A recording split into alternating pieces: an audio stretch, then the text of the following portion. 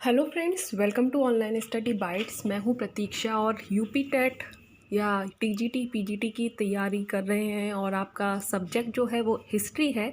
तो आप इस वीडियो को ज़रूर देखें क्योंकि हम यहां पर पढ़ रहे हैं एससीईआरटी कक्षा 6 की पुस्तक के महत्वपूर्ण तथ्य। पाठ 1 और 2 के महत्वपूर्ण तथ्य मैं ऑलरेडी अपलोड कर चुकी हूं, तो आप देख सकते हैं। डिस्क्रिप्शन में लिंक भी दिया है, वहां जाकर आप चेक कर सकते हैं। तो चलिए आज हम नेक्स्ट चैप्टर की ओर बढ़ते हैं। फ्रेंड्स, अगर आप सीटेट की तैयारी कर रहे हैं तो आप अनअकैडमी के साथ जुड़ सकते हैं। अनअकैडमी प्लस के साथ जुड़ने पर आपको बहुत सारे फीचर्स प्रोवाइड करवाए जाते हैं, जैसे आप घर बैठे ही अपनी तैयारी कर सकते हैं, अपने एग्ज़ाम की तैयारी और बेहतर कर सकते हैं। आपको कहीं भी जाने की ज़रूरत नहीं है। अनलिमिटेड एक्सेस मिलता है आपको सभी कोर्सेज़ का। टॉप एजुकेटर्स हैं जो आपको एक ही प्लेटफॉर्म पर पढ़ाते हैं, तो आप उनके साथ जुड़ सकते हैं अगर आप अनअकैडमी के साथ जुड़ते हैं तो। एग्जॉस्टिव कवरेज ऑफ सिलेबस, पूरा कवरेज आपको सिलेबस का करवाया जाता है। रेगुलर डाउट क्लियरिंग सेशंस होते हैं, अगर कोई डाउट है तो आप उनको डाउट क्लियरिंग सेशन के अंतर्गत क्लियर कर सकते हैं। लाइव टेस्ट सीरीज़ यहाँ चलती रहती हैं। स्टडी मटेरियल आपको प्रोवाइड करवाया जाता है, जो भी पढ़ाया जाता है पीडीएफ फॉर्मेट में आपको दे दिया जाता है। आंसर राइटिंग सेशंस होते हैं और टाइम टाइम पर मेंटरशिप एंड गाइडेंस यहाँ पर होता रहता है, जिससे कि आप अपने एग्ज़ाम की तैयारी और अच्छे से कर पाएँ। तो आप लोगों के लिए एक ज़रूरी सूचना है अनअकैडमी की तरफ से, क्योंकि अनअकैडमी लाया है आपके लिए दिवाली ऑफ़र, और यहाँ पर आपको एक दिवाली के उपलक्ष्य में एक आपको फ्री लाइव टेस्ट दिया जा रहा है, जो कि 15 नवंबर को होगा, शाम 6 बजे होगा। और ये जो टेस्ट होगा इसका जो ड्यूरेशन होगा वो 60 मिनट यानी कि 1 घंटे का होगा। ये अगर आप टेस्ट अटैम्प्ट करते हैं तो आपसे कोई भी चार्ज नहीं लिया जाएगा, फ्री बिल्कुल अटैम्प्ट कर सकते हैं। और हर सब्जेक्ट के यहाँ पर 15 क्वेश्चन दिए होंगे, जैसे ईवीएस के 15, हिंदी के 15, सीडीपी के 15 क्वेश्चन और मैथमेटिक्स के 15 क्वेश्चन। अगर आप रैंक 1 2 3 लाते हैं तो आप लोगों को अमेज़ॉन वाउचर वर्थ ₹5000 प्रोवाइड किया जाएगा। रैंक 4 टू 10th लाते हैं तो अमेज़ॉन वाउचर वर्थ ₹3000 दिया जाएगा। और अगर आप रैंक 11 टू 20 लाते हैं तो अमेज़ॉन वाउचर मिलता है आपको ₹1000 का। तो इन अमेज़ॉन वाउचर को प्राप्त करके आप कोई भी गिफ्ट अपना दिवाली का ले सकते हैं। तो wish you happy and prosperous Diwali.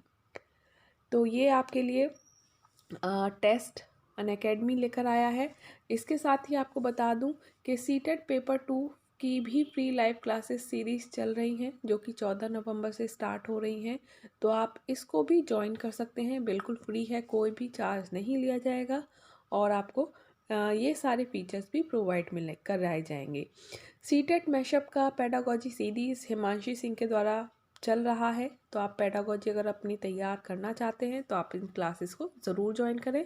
11 नवंबर से 20 नवंबर तक ये सीरीज़ चलेगी। TET paper 1 free live class series भी चल रही है, जो कि 12 नवंबर से स्टार्ट हो रही है, तो आप इसको भी ज्वाइन कर सकते हैं। इसके साथ ही आप कोई भी कोर्स ज्वाइन करते हैं पेड कोर्स, तो आपको बस एक बार ही सब्सक्राइब करना है और आप किसी भी कोर्स को एक्सेस कर सकते हैं। यहाँ पर टाइम पीरियड है, अपने टाइम के अकॉर्डिंग आप कितने भी मंथ का सब्सक्रिप्शन ले सकते हैं, जैसे 1 मंथ का, 3 मंथ का, 6 मंथ का और 12 मंथ का। यहाँ पर आपको एक रेफरल कोड दिया हुआ है, अगर आप इसमें मेरा नाम यानी कि प्रतीक्षा लिखते हैं तो आपको 10% का डिस्काउंट और मिल जाता है। तो आप ज्वाइन कर सकते हैं अनअकैडमी लर्निंग ऐप टुडे। आपको लिंक डिस्क्रिप्शन में मिल जाएंगे। तो हमारा थर्ड चैप्टर है नदी घाटी की सभ्यताएं। तो इसके महत्वपूर्ण तथ्य देखेंगे, सिर्फ पूरा चैप्टर नहीं पढ़ेंगे। तो आज कुछ लोग गांव में रहते हैं और तो कुछ नगरों में रहते हैं। आपको यह जानकर आश्चर्य होगा कि इन प्राचीन नगरों का निर्माण लगभग आजकल की सुनियोजित नगर निर्माण योजना की तरह ही होता था, ऐसा उस समय के अवशेष बताते हैं। तो विश्व की प्राचीन नगर सभ्यताओं का विकास नदियों के किनारे हुआ। नदी के किनारे होने के कारण खेती के लिए पानी की उपलब्धता ने अधिक अन्न उत्पादन में मदद की, जिससे नगरों का विकास संभव हो सका। तो कहते हैं कि जब से ही कृषि करना लोगों ने स्टार्ट कर दिया था, तभी से नवीन यानी कि नवपाषाण युग का स्टार्ट हो गया। तो व्यापार के लिए जलमार्ग सुलभ था, नदी मार्ग से व्यापार सस्ता, आसान तथा सुरक्षित था। नगरीय जीवन में कृषि की अपेक्षा काम धंधों को अधिक महत्व मिला। तो आपको ये ध्यान रखना है कि जो हड़प्पा सभ्यता थी, जो सबसे पुरानी और पहली सभ्यता थी, वो लगभग 2500 ईसा पूर्व से 1520 ईसा पूर्व तक चली थी। तो ये टाइम पीरियड भी आपको ध्यान रखना है। कभी कभी मैचिंग में या फिर ऐसे ही क्वेश्चन में आपको पूछ लिया जाता है कि हड़प्पा सभ्यता कब से कब तक चली। तो ये इसका जो समय होगा वो 2500 से ईसा पूर्व से 1520 ईसा पूर्व होगा। इसके बाद पुराने शहरों की खोज की गई, जिसमें 1921 की बात है, जब भारत में अंग्रेजों का राज था। इसी वर्ष पुरातत्वविदों ने पंजाब प्रांत में हड़प्पा नामक स्थल से खंडहर की खोज की। हड़प्पा नामक स्थल से खंडहर की खोज की और कब की गई? 1921 में। सन भी आपको ये ध्यान रखना है। इस खंडहर के अवशेषों के अध्ययन से पुरातत्वविदों को ज्ञात हुआ कि यह एक नगरीय सभ्यता के अवशेष हैं। इस प्रकार सिंध प्रांत में एक और गांव मिला, जिसको लोग क्या कहते थे? मोहनजोदड़ो। मोहनजोदड़ो का मतलब होता था मृतकों का टीला। यहाँ से भी नगरीय सभ्यता के अवशेष प्राप्त हुए हैं, क्योंकि यह अवशेष किस नदी के घाटी के तट पर प्राप्त हुए हैं? ये सिंधु नदी घाटी के तट पर प्राप्त हुए हैं, इसीलिए इसको सिंधु सभ्यता भी कहा जाता है।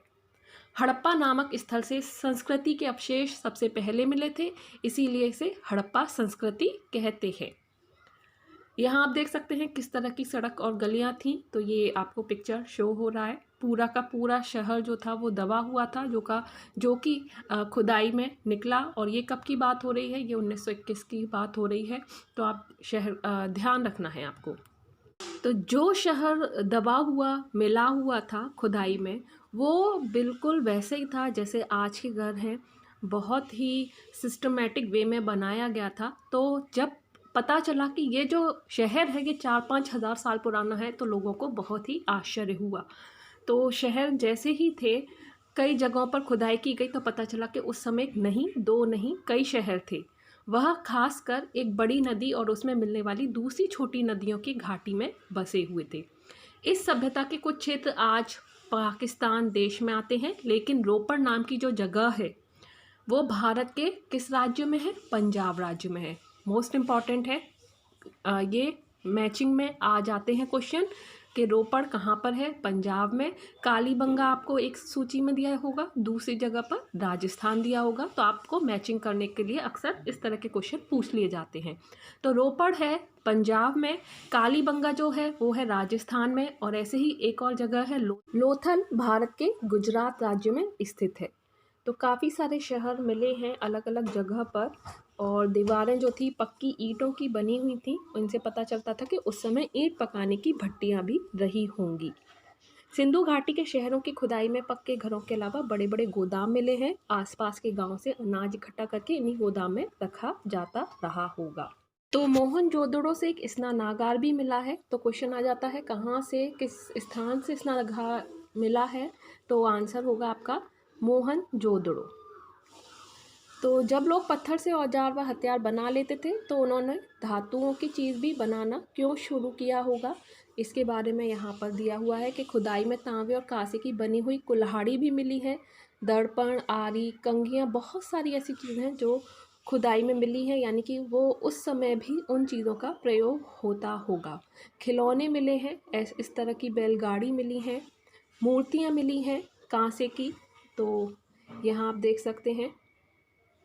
तो क्वेश्चन कई बार पूछा जाता है, कुछ स्पेशल जो वस्तुएं हैं किस जगह से मिली हैं, इससे संबंधित कई बार क्वेश्चन पूछे गए हैं। और आप प्रीवियस ईयर के पेपर चेक करोगे तो आपको इस तरह के क्वेश्चन मिल जाएंगे, और आप उनको ज़रूर पढ़ें।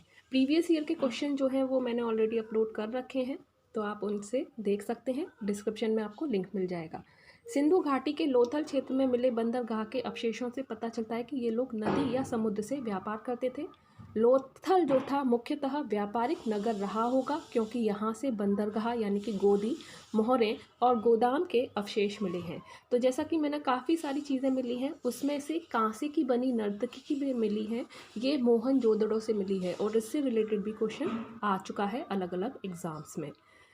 तो जब आप बाज़ार से कोई वस्तु खरीदते हैं तो आप दुकान को सामान के बदले पैसे देते हैं, तो उस समय पैसे नहीं थे, तो क्या होता था, आदान प्रदान वस्तुओं का ही होता था। सेलखड़ी की बनी मूर्तियाँ मिली हैं और लोग रुपए या सिक्कों का प्रयोग नहीं करते थे। उस समय रुपए पैसे क्या थे, प्रचलन में नहीं थे। लिखावट आप देख सकते हैं कि किस तरह की लिखावट उस समय रही होगी। जो मोहरें प्राप्त हुई हैं उन पर आदमी की आकृतियाँ, कुछ पर जानवरों की, पौधों की और कुछ पर बर्तनों की आकृतियाँ बनी हुई हैं। तो इन आकृतियों के अलावा उन मोहरों पर क्या बना है, इसे अपनी कॉपी पर उतारिए, ये बच्चों के लिए है।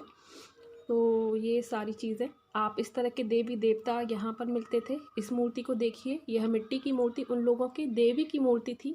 पत्थर के चौकोर पट्टे पर एक आकृति के सिर पर भैंसे के सिंह का चित्र है, आप यहाँ देख सकते हैं। ये देखिए, ये वहाँ के उस समय के देवता की मूर्ति है जो कि प्राप्त हुई है। इसके अलावा 5000 साल पहले सिंधु घाटी में नगर बने हुए थे। ये नगर लगभग 1000 साल तक बने रहे। इसके बाद क्या हुआ होगा, किस वजह से जो शहर है वो दब गए, इसके बारे में कोई भी पक्के सबूत नहीं है। और ये जो सभ्यता थी, कांस्य युगीन सभ्यता थी, क्योंकि कांस्य की बहुत सारी चीज़ें मिली हैं, इसीलिए इसको कांस्य युगीन सभ्यता भी कहते हैं।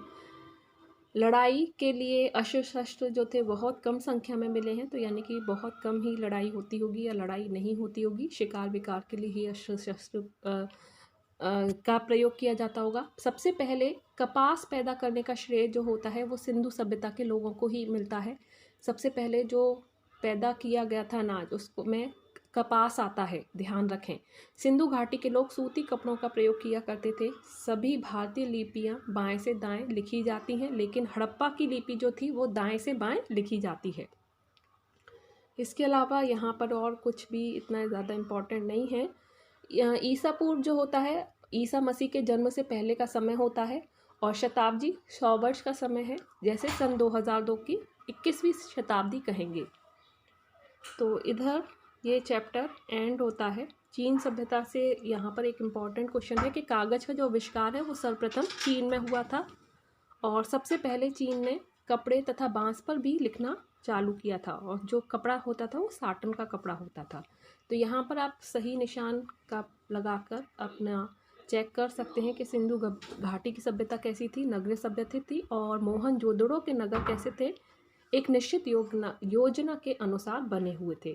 तो इसी के साथ यहाँ पर ये वीडियो भी एंड होता है। नेक्स्ट वीडियो में हम और आगे के चैप्टर पढ़ेंगे। अभी के लिए इतना ही। Bye bye, take care.